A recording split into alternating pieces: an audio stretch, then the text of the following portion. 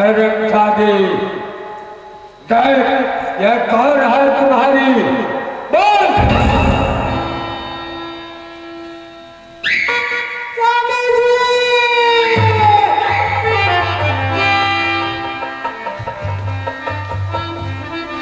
भैया सारी जगह लागली आदमी पकड़ स्नान करला कौन गलती कर स्वामी के साथ चला भैया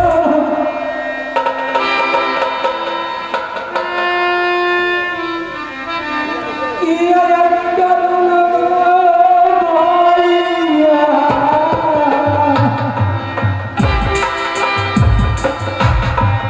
कैसे ने हमारे पिताश्री का सच काट लिया के द्वारा उसने निकाल लिए।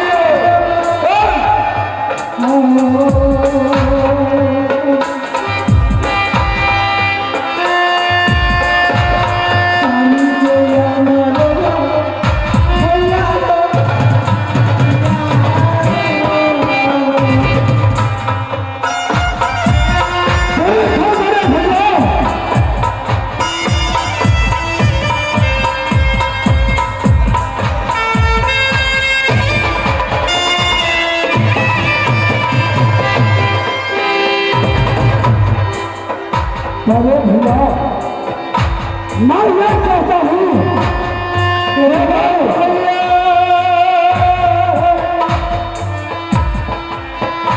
भैया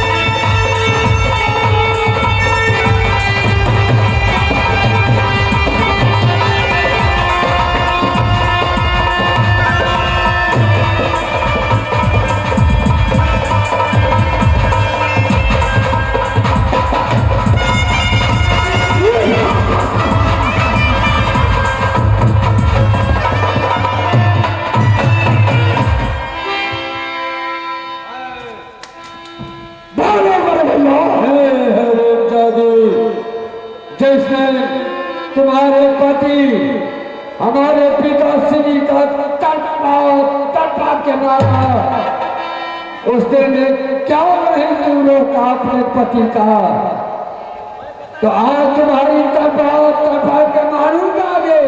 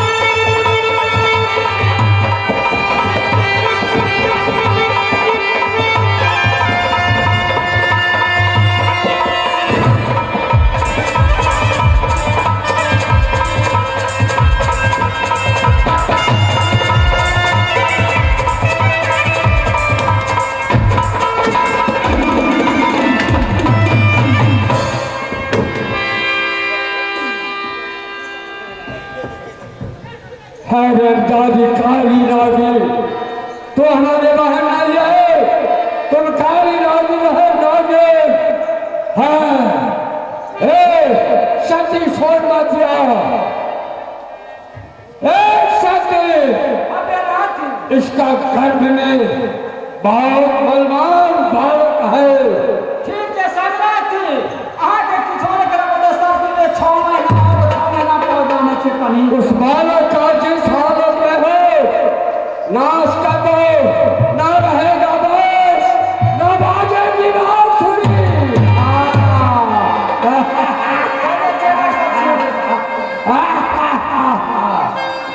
मैं चलता हूँ दरबार से गाँव।